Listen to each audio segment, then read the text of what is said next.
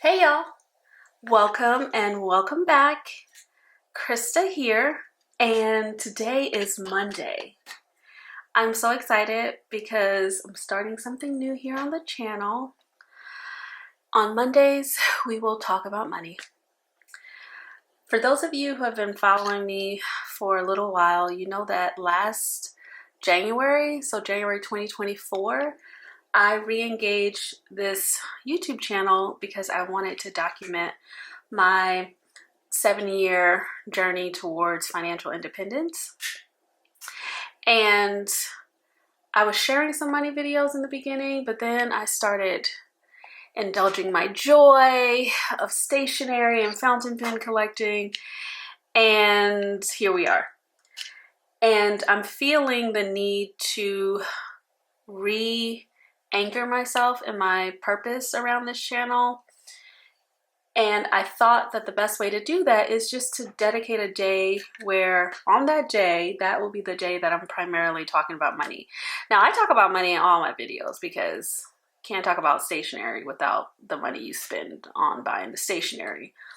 But on Monday, I want to share all kinds of stories about how I healed my relationship with money, how I'm using my planners to help me track and manage and multiply my money. I want to just have fun with managing and multiplying money, and I use my planners whether I have the camera on or not. I'm using my planners and all the things that I'm using in my stationery stash to help me do that. So I figured I would turn the camera on and just share it with you, and every Monday we can talk about money. You can ask me any questions in the comments about money, how I've healed my relationship with money. I'll be sharing like the books and podcasts I listen to help me become more financially literate, how the journey is going now that I'm like, I think I started really becoming financially literate when I quit my day job in 2016. I can't believe I quit my day job without being financially literate, but yeah, I was out here. And what has happened since then as far as how I've grown my wealth, and I'm actually in an aggressive wealth building phase right now that I am debt free. I'll tell you more about that later. I'll post a video about that probably this week once the check clears, because I'm officially student loan debt free. Yay! Oh my gosh. Anyway, we'll talk about that check, that $90,000 check, which this is why interest is a scam. Anyway, that's for later, but today I just want to get us started with talking about money on Mondays, and I wanted to show you a couple things. It might be 2 videos today. I want to show you how I use my planners to help me manage my money, show you some of the things I'm working with inside of my personal Filofax Molden. Look, this is how I'm carrying all the pens. This is ridiculous. Plus there's one on the side. Energel cleaners, Muji pens, and Uni Jet Streams are pretty much what I plan with. I just love them so much. But anyway, I digress. Let's get into this planner. I want to show you a couple things. Show you my financial section in here. All right, so this is my planner, and you can see, let me bring you in. You can see I have these vintage Filofax tabs here, and there is a financial one. So let's go to that section, and let's talk a little bit about my money goals and just sort of what I have in this section. I have quite a bit of things. I am going to clean this out and streamline this a little bit. I am creating some new trackers for myself. Back in 2020, I made my own finance trackers that I've been using, and I made them before I was in rings. So I was just using them as a 8.5 by 11 sheet in a binder, and I made them in a couple different sizes, like half letter size and then letter size. And now that I'm in personal, I'm redoing those you know, made some edits to them. I'm redoing them, and I will be adding them to my planner. So maybe next week I'll show you that. I don't know if the light is too lighting. Let me check the lights. It's kind of bright.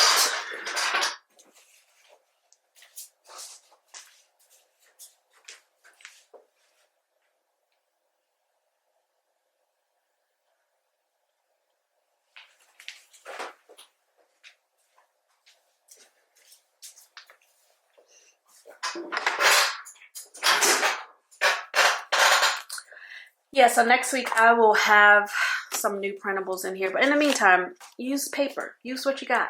So anyway, here are my goals. And these I will refer to, you know, every Monday, what progress I'm making towards these. But the first 3 goals are what I've been doing the past, I guess I should have started with telling you what my financial situation is, because I think context is important. And I'll make sure I put this in the description as well. I am 45 years old, middle age, Black woman living in the United States of America. All of that is important. And I am unpartnered. So I live alone with my dog. I have a golden doodle who's about to be 5. His name is Booker St. James. That's my fur baby. I do not have small children. I do have a daughter. She's 31. I'll let you do that math yourself. She is newly married, and she just had my first grandbaby, and they live in New York, and I'm from New York. I currently live in Atlanta, and I say currently because I feel like God is gonna move me soon. But that gives you some context for my life. So when you see my budget, like, I don't pay for things like daycare and, like, you know, childcare and like private school. I've been there, done that. We're not doing that right now. And that's why I say I'm in an aggressive wealth building stage, because I was a single parent raising my daughter. I had her when I was 14, and thank God my mom helped me, and I had friends helping me, went to college, graduated on time, went to graduate school, graduated on time, and then it's by the grace of God that I am sane, healthy, and my wealth is growing. But I did not have any money outside of my job up until 2019. Like, I was just working with my little paycheck and working with my little consultant contract. So all of that is important, and I will share in these Money Monday stories different details about all of that to provide even more context. But I share that because I don't want you to think that, oh, Chris is over here with a rich husband. No, not yet. God is going to give me a rich husband, though. In the meantime, I am trying to be my own rich husband. So I am managing and multiplying my money as best as I can and as quickly as I can. But it's just me. And on top of that, I am a small business owner. So I work for myself, and I have been since 2017. I quit my job in 2016, and then 2017, I started consulting. And then in 2019, I formalized my consulting company and started hiring other people. So I work for myself. So this is a pretty risky business. But I have a public health consulting firm. I'm also a fine artist. I am an artist who is represented by a gallery in Paris. My art is shown all over the world. I have my art in private and public collections, and I intend to be making art for the rest of my life. And I would love to get to a place in my financial life where I am only making art, and it's taking care of everything, including setting me up for a very comfortable retirement, meaning retirement from having to earn money. So that's a little bit about me. Now let's get into some of my goals. These are the things that I will be referencing as we go through Money Mondays. So the first 3 goals are what I've been doing the past couple years. Thank God, it's been a blessing. So maxing out my health savings account Health savings account, I think I shared this in one of my other money videos. This is such a unicorn account. It works well when it works well. This year I've had to pay out a lot of health and medical bills. And when I signed up for my HSA a couple years ago, I was like, I'm healthy, I'll be fine. I'm not even going to have to deal with the deductible.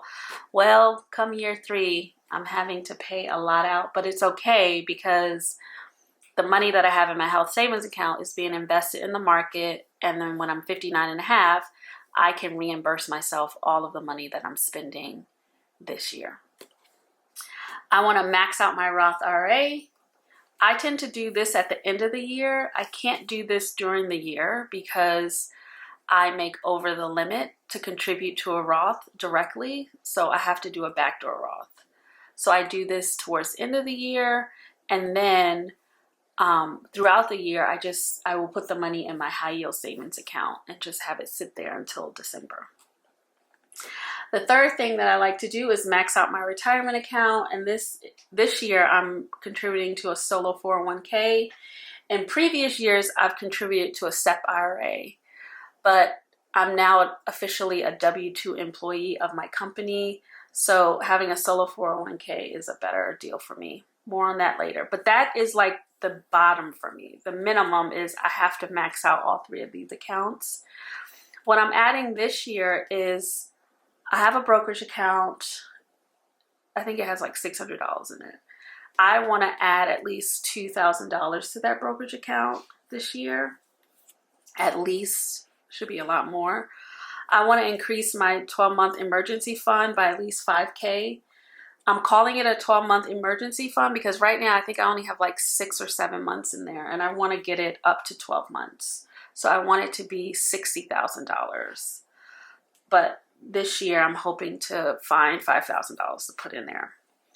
I want to post Money Monday videos consistently starting June. We're in May, but you know, I just want to make sure I'm doing that because it helps me stay accountable.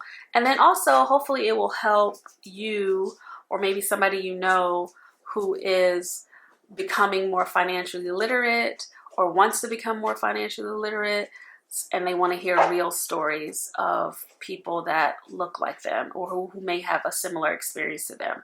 I should also mention that I'm first generation everything. So I grew up poor.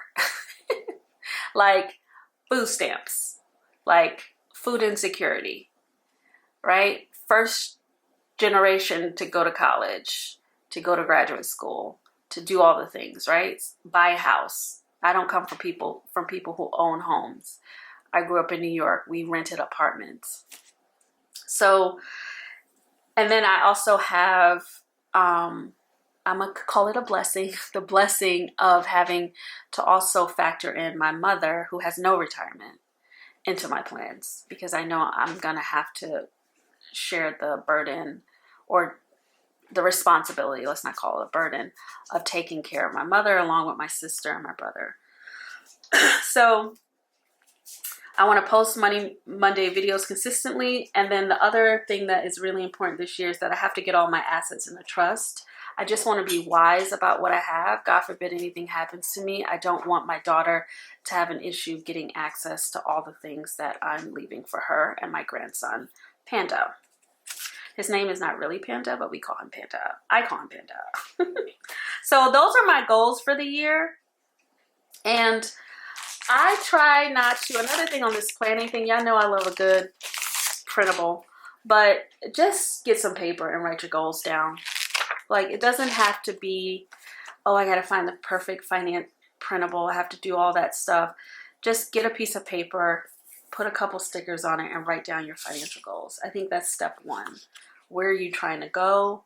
And here's where I'm trying to go. Okay. And also in my finance section, I'm trying to have fun. So I made myself a finance bingo. I got this from Etsy, and then I added in all of these things that are relevant to me, right? Because some of the stuff that was in the printable, they give you a blank one and then they give you one that's pre-filled. I think I paid $1 for this. Let me have some smoothie. But I made all these things relevant to me, and I was able to put that dot down yesterday. I canceled some subscriptions, Audible in particular, last week.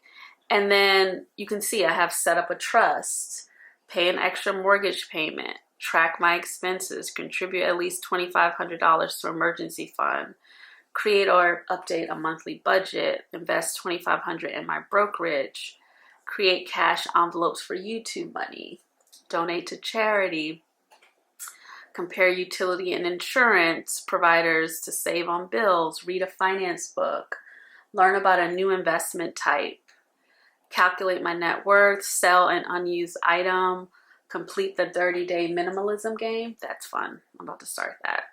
Write the vision of my FIRE life. So like, what do I want to do when I'm able to be work optional? Spend under budget for one category for the month. Read and do digital minimalism. This is a book by Cal Newport. And I've read his other books that I really enjoyed, so I really want to read digital minimalism. Update my FIRE plan and my financial milestones, and then celebrate hitting a financial milestone. So I will be able to put a dot here soon. I'm just going to wait until the little check clears that I sent to the student loan people last Friday. And then on June 2nd, I will be celebrating that milestone with buying a fountain pen.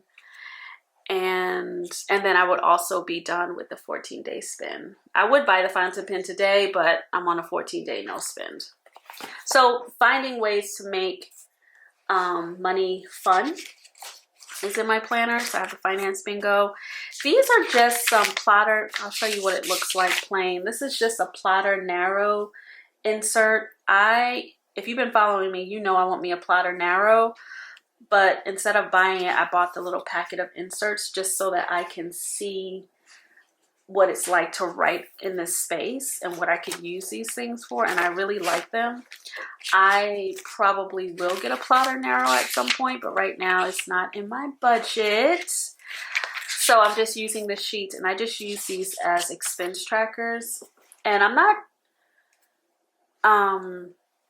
putting everything in these. I'm just putting the categories where I know I have some issue. Like I want to create more breathing room in that area. So I spend a lot of money on stationery. I want to create more breathing room in that area, i.e. spend less. So I'm keeping track of my purchases here, some groceries, subscriptions, you can see. And I canceled this one.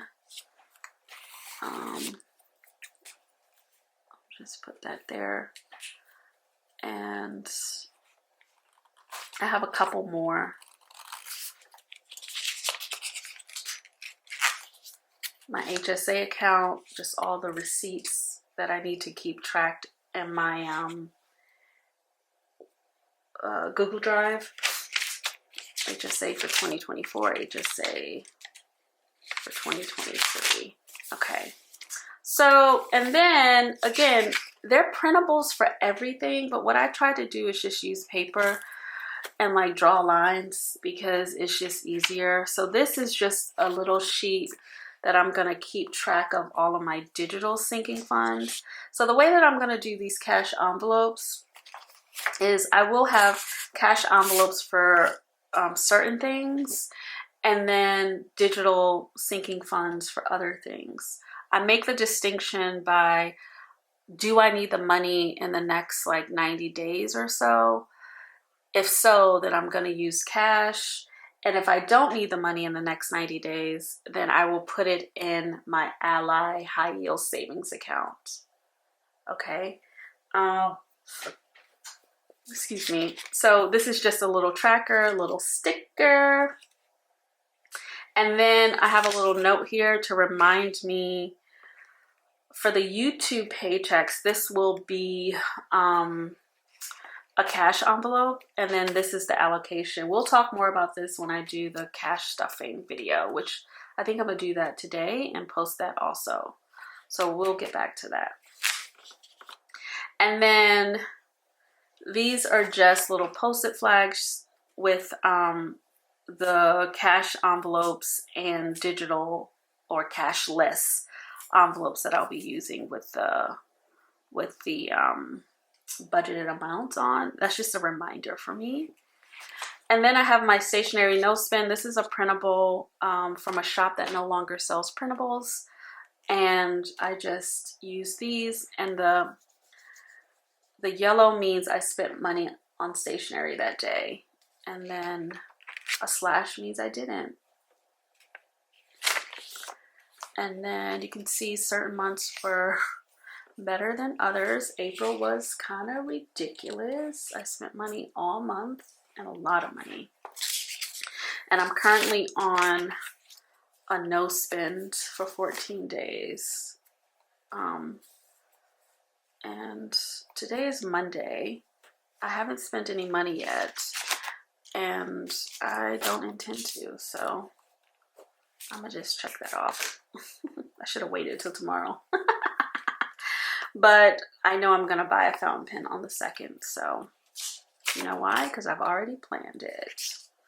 So I use these for the no spend. These are my spending categories.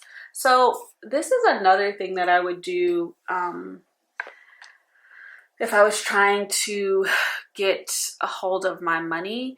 Before I sit down to make a budget, I would think about all the things I spend money on and then categorize them into categories. And then you can start to, once you start tracking your expenses, you can start to look at, okay, for everything in my transportation category, how much money have I spent this month? It'll just give you some information about where you're spending your money. So for me, these are my categories. Housing is the mortgage payment, and then I want to start making extra mortgage payments in June.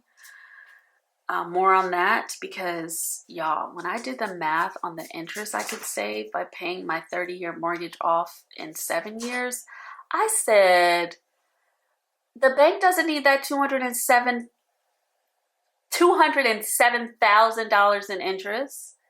Let's not give that to them. Let's pay this mortgage off early. So I'm playing around with different scenarios on how I can do that.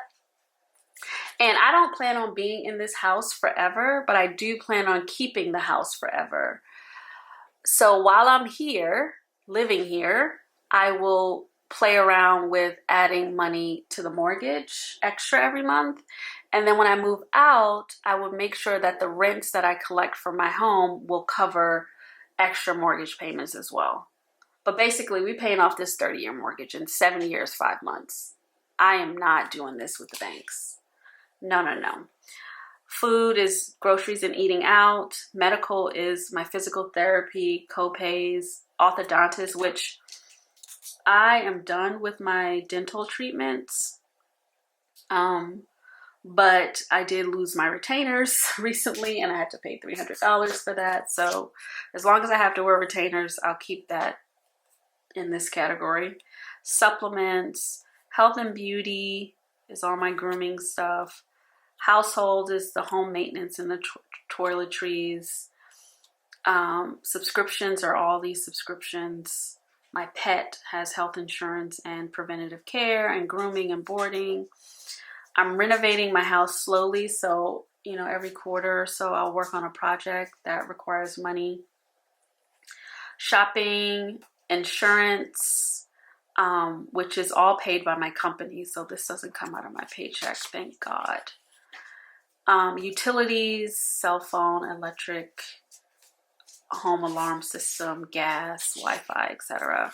And then I have, you gotta have a fun and hobbies category. That's where the stationery goes, video games, yarn, family, giving, and therapy. Actually, I'm done with that. I can actually take that off. I think I was done in May. Helping family member pay for therapy for the past year. So investments are all of these. And then miscellaneous is unplanned. Oh, I put the retainer here. Anyway. But yeah, this just helps me remember my categories so that I'm not switching things from month to month into different categories, because that's going to mess up my totals when I'm thinking about where am I spending my money. Okay, so let's get into my budget. I've been playing around with this so much, and I think I'm okay with this. We'll see what happens, but this is just sort of like an ideal situation. My salary is, I increased my salary this year from 90K to 120K. I hope I can sustain that, because when you're paying yourself a salary of 100K, the business has to pay all of these taxes and stuff.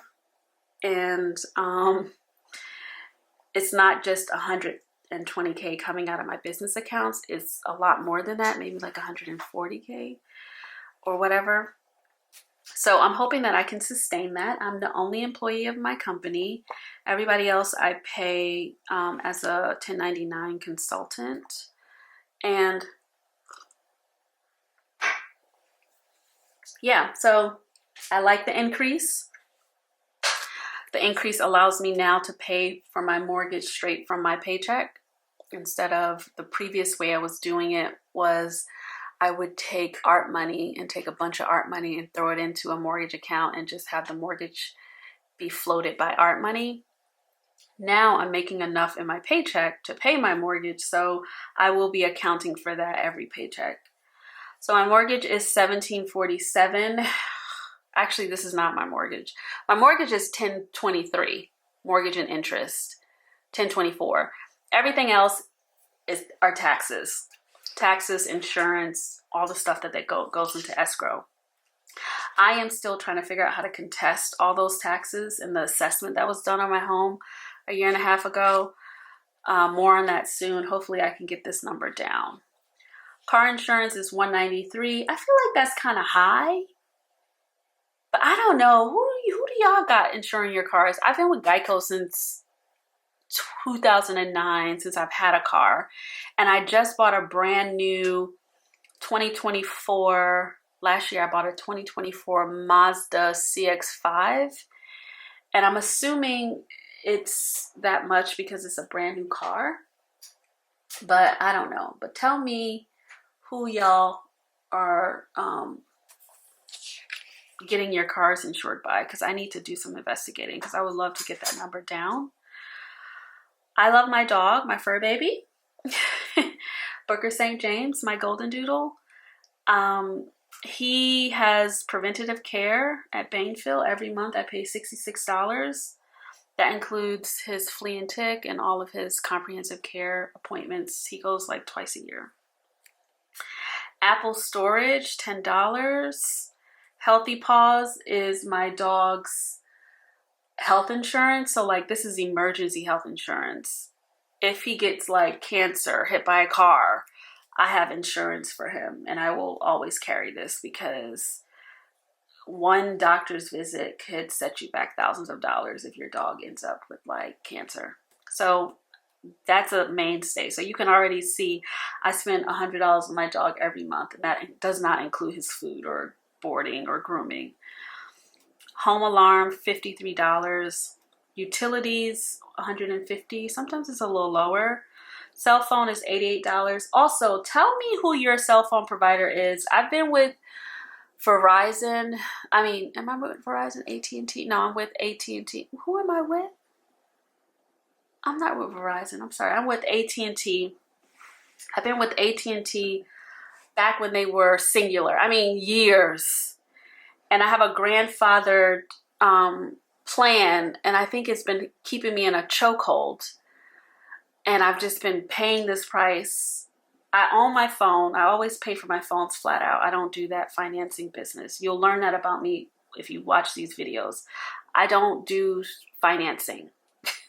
I don't do credit, because it's just going to cause too much psychological pain for me. And I would much rather just pay for my thing and pay for it and be done with it. Like I went from an iPhone 10 to a 16.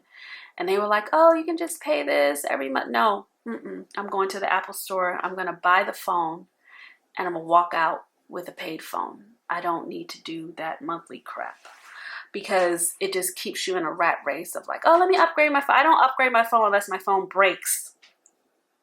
And my camera broke on my 10. So I was like, well, time to get a new phone. But I pay $88 and I feel like I've heard things like Mint Mobile, these other companies where I'm like, can I get a cheaper cell phone bill? The only thing that's holding me back is I travel a lot internationally and I need to make sure I'm with a company that can give me an international plan without any hassle. When I travel, AT&T, I think I do $10 a day, $10 or $12 a day when I'm traveling. And that is peace of mind for me because I factor it into my travel budget. But anyway, that's what I'm paying. But tell me what cell phones you're using because I will switch. I'm done being loyal to these folks. No, I want to keep my money. Wi-Fi, also AT&T is $81. Gas South, so I think my boiler or my, what do you call that heating thing? What is that water thing? Water tank. Anyway, that runs on gas. Everything else in the house runs on electric, but Gas South.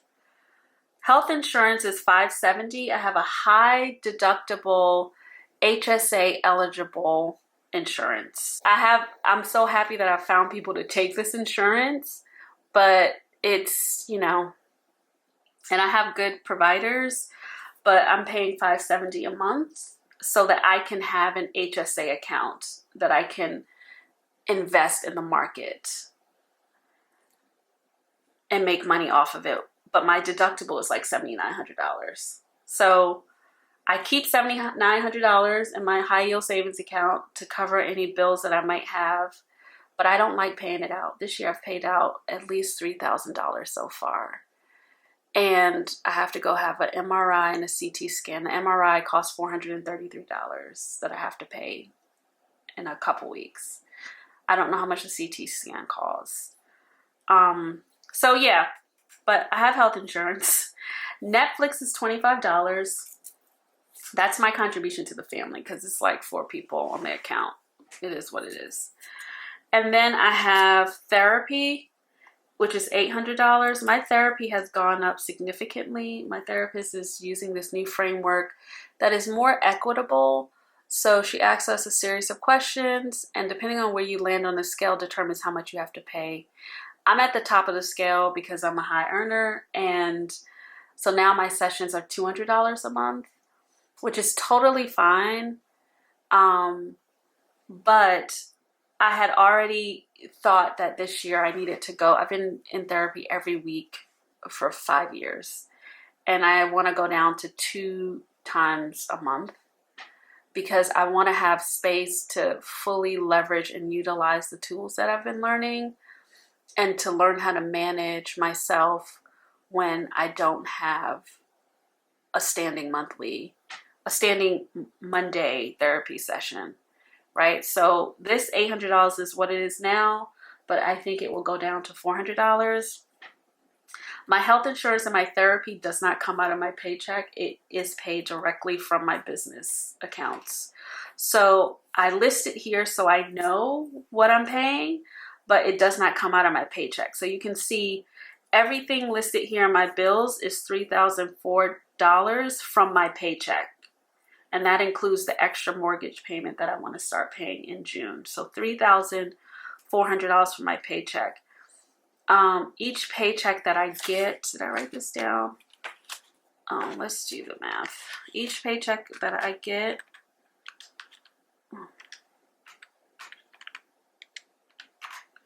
this is what my paycheck is bi-weekly after taxes.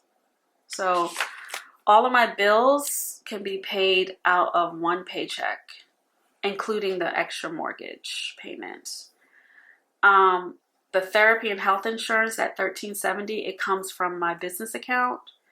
So I'm going to start adding that in as income so that I can calculate it on my expenses every month.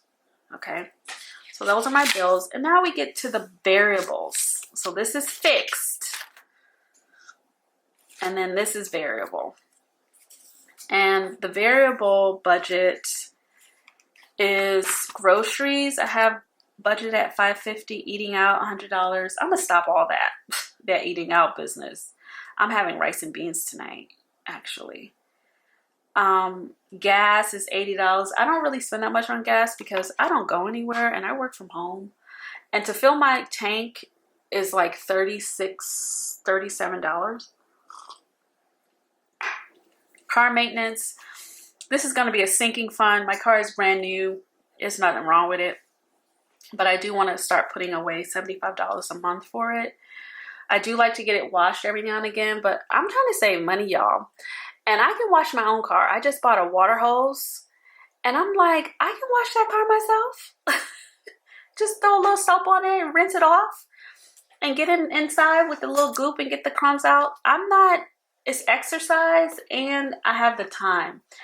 I like to pay for things like housekeeping, car maintenance, all that stuff when I don't have the time. And because I'm in between public health contracts right now, I have time to take care of my stuff and myself. So I don't mind washing my own car, but I am going to still put money in a sinking fund because there will be a time when things are busy when I'm like, okay, I need my car washed.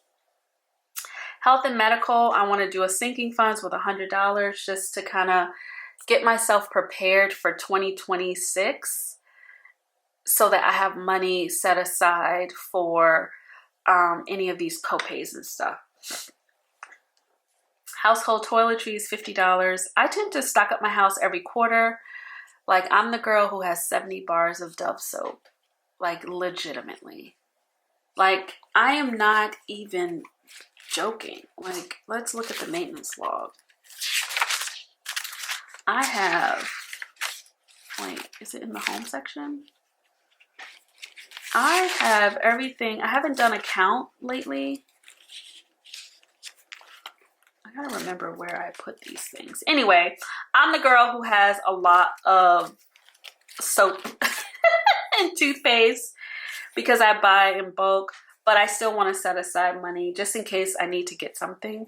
Home maintenance, I want to have a sinking funds for that. $100. Pet grooming, $160. I don't get my dog groomed every month. He gets groomed like every 6 weeks, but he's about to get groomed tomorrow. And I will be paying cash now that his groomer is like, yeah, pay cash. I'm gonna start paying cash. And he's gonna get his summer cut, which will bring his hair down really low. And then I got a water hose. I'm gonna start giving him baths outside. Save some money. But anyway, $160 a month. My own personal grooming, which is my threading and my waxing, is $110. We are not going back and forth on that. We are paying that. Clothing, I have $300. I do not go shopping every month, but I am building a wardrobe currently, a capsule wardrobe, and I want to get into the habit of buying clothes every month until I reach a point where I'm like, okay, I have all the outfits for their occasions, and then I'll just start shopping every season for a few items. But for now, I do have that as $300. Subscriptions and entertainment. This is where I play around with, like, am I going to get Max this month or Stars this month, depending on what shows are on. I'm about to sign up for Max again because The Gilded Age is on, and just like that. So I wait till those shows are done. I sign up for the month. I watch my shows. I cancel. But I like to play around with the subscriptions. Hobbies, $100. I don't need any yarn, stationery, fountain pens, but I'm gonna still put money aside for the hobbies. Beauty, I don't buy a lot of makeup. I don't wear a lot of makeup. I wear what I wear. I like Ilia Beauty, these like little cheek cream blush sticks that I use. That works well for me. I don't need a lot, just some mascara, some lip balm. I do like lipsticks, but I like what I like. And I don't need to buy this stuff often. I do like perfumes. I'm really into perfumes now. So I do want to have a beauty sinking fund. And then maybe every quarter just go and buy a new lipstick or something like that. Garden, I'm monitoring the money that I'm spending for the garden this year because it's new. I'm setting it up, establishing it. But I want to have a sinking fund for 2026. So I'm doing $70 a month so that come February next year, I have a good amount of money to get started on whatever needs to happen in the garden. Remodeling and renovation doesn't have a budget because it's random. And I will not do some of this stuff up here so that I can have money to work on a house project. For example, I may not spend $300 in June because I want to find a seamstress to sew these pillows for my living room, right? So I would just move things around for those areas. So I don't have anything there. My lawn and handyman, $140. This is mainly for spring and summer. Once fall and winter comes, we not mowing no lawns. Nothing is growing. And I am gonna work to turn over my grass into clover grass so it doesn't have to be cut. But I gotta work with my handyman, my lawn guy over the summer to seed the grass, hopefully in patches, so I can get, you know, a patch of clover here and then do another patch the next time. That way I'll have a whole lawn full of clover that doesn't need to be mowed. And then next year I'll be saving this money. Okay, so all of that comes up to $2,085. So if we're keeping count, my total monthly income, 66, this is just for my salary. So we're gonna minus my bills, which is $3,004. And then we're gonna minus the variable. And then that leaves me with $1,600, right? And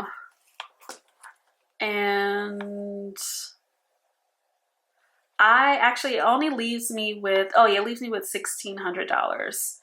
And then we have, over here is where I start to do the investment. So I've already maxed out my HSA for the year. I did that in March, I believe.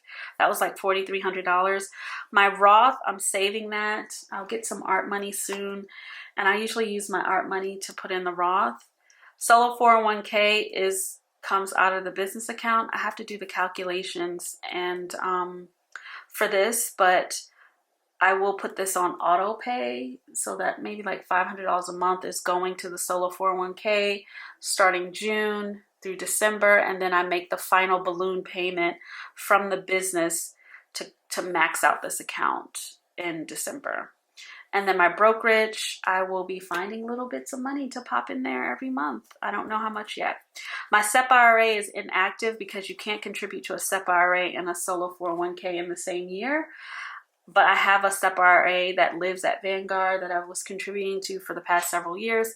So that money is just invested in VTSAX and just growing. So that's that. So that's what I'm working with. Again, when we do these Money Mondays, I will go into detail about like when I set up the June budget, for example, in the next video or the next week or so. You'll see the details of some of these spends, but I just wanted to give you a sense of like, this is what I'm spending my money on, this is what I'm making, etc. The next thing in my section is just, these are the money moves or the to-do list that I need to do this week. Revise my ally buckets to accommodate all of my cashless envelopes. Review my Amex analytics, review the credit unit analytics. So the reason why I want to review these is because I don't know if you know this, but certain banks or credit unions, they have like these visualizers on their websites where you can look at your spending patterns. It can calculate things for you. Sometimes we don't take advantage of those tools. We go buy an app, but you have a bank that can calculate all that stuff for you. So my credit union has some good tools, but I don't put a lot of money there. So I'm thinking about moving my I'm going to leave my paychecks coming into my regular account. It's just such a hassle to move it. But I do want to figure out whether the sinking funds, especially the ones that I don't need to touch, you know, if I need to touch them in 6 months or less, whether it makes sense to have them here at the credit union, and then the ones that are going to be for 6 months or more, put them in Ally. So I'm still reviewing that, and I'll figure out a setup for that. And then I want to set up some external transfers. I can transfer money from my credit union and my main local bank, but you just got to establish that. And then that way it's easy to transfer money back and forth between these two different financial institutions. So I want to work on that. I'm going to set up my digital cash envelopes. I'm going to set up my physical cash envelopes. I'm going to set up a savings challenge binder, which I'm so excited about that. And I'm going to file my taxes. I'm so terrible. I got to file these taxes because I need to get this money out of my account and pay my bill. So those are my money moves. I just write it on a piece of paper. And then these are just some other notes. Still have to fill these in. These are just some little summaries that I made by hand. These are the numbers that I want to be able to keep track of. How much it costs to live. What am I investing? What am I saving? What am I spending? So basically the live number is the bills. Just to kind of give you a sense. This is to live. This is like the bare minimum. Like, I need this. And then I would include in the live, I would include food and car gas in here. And then invest, save, and then spend is all of this variable stuff here, minus the groceries and the car gas, which I think are essential. And then debt is my student loan debt, which I no longer have to pay that money. So I'll fill these out and make my little pie charts, but yeah, I'll make my little pie charts. And then I also have to do one other thing. I don't know if you saw this, but when you see a D, that means it comes out of my checking account. And if it's an Amex, it's on the Amex. Now, some of these Ds can be on the Amex. I just have to call and establish it. I can't put my utilities on an Amex, I don't think. My cell phone, I pay via Cash App because me and my bestie are on the same plan. And for years, it's my line. For years, I was paying it automatically and then she would reimburse me. But now she's paying it and I reimburse her. So that has to stay on debit. But my Wi-Fi can go on my Amex. I think I could put my Gas South on my Amex. And I can put the Netflix on the Amex. I prefer to put everything on the Amex because it's cleaner and it helps me look at my spending more easily. And yeah, and I get all the points. I'd be using those points for a travel, child. And it's not a credit card to me. It's literally a charge card. Credit would drive me nuts. I would be so afraid of interest. So let me put that down there. Set up bills to Amex. See bills list. Okay, and then let's give ourselves a date. So that's what I keep tracking here. So that is my financial section in my planner. You'll be seeing it a lot, often. And I will do a second video because this video is long, friend. That wasn't my intention. I'm going to do a second video where we just jump right into setting this up. And I will post both of these videos today on Money Monday. On Money Monday, you could get 2 videos. Yeah, because I talk too much. Anyway, so thank you for tuning in to the first Money Monday. And come back and watch me set up this wonderful savings challenge cash envelope. Actually, this is my cash envelope binder. I'll show you both of these in the next video, and we will have fun setting it up because I have all of the stuff ready to go, just to give you a little teaser. So come back and we will do that video. But in the meantime, I just wanted to share with you my current financial position, what I'm working with, and then every week I will be referencing these numbers and also other numbers. Like as soon as I get some art money, I'll show you what those numbers are. I'll start showing you the YouTube revenue that I'm getting, my Etsy shops, like all of it's on the table. This is probably one of the blessings of being unpartnered. I'm free to talk about money. I love talking about my money. I talk about my money freely because it's my money. And like, it has no power over me. I do not care if you know if I'm making $500,000 or if I'm making $20,000. It has no bearing on my inherent value and worth as a human. And I'm so detached from it. But with that said, I respect my money. It comes to me easily. I multiply it easily. And I want to share with you in these videos how I got to this place of being so comfortable talking about my money and sharing with it. And I do it without, I don't have any sort of feelings about it. Like, it's just, I think about it and it's sad. It's going to sound weird, but just having fun with your money. My dog is going crazy because they're delivering my contact solution right now. But I hope you will hang here with me. Come back, share this video, like, comment, subscribe. And yeah, we're just going to talk about money. And some days I will be facing the camera. Other days it will just be me and my little fingers. But I really want more people to feel good about their money. And I want more people to be wealthy in every sense of the word. And I may not be able to fix your problems or, you know, but hopefully something I can share will help you tackle your money story and reframe your money story and get you to the place that you want to be in relationship to your money. That is my sincere hope, because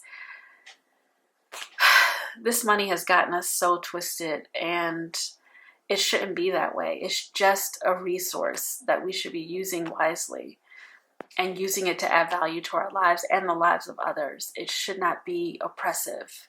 So that is my intention. Hopefully you will hang in here with me. And yes, girl, I'm gonna be talking about the Bible because that is my blueprint for the money.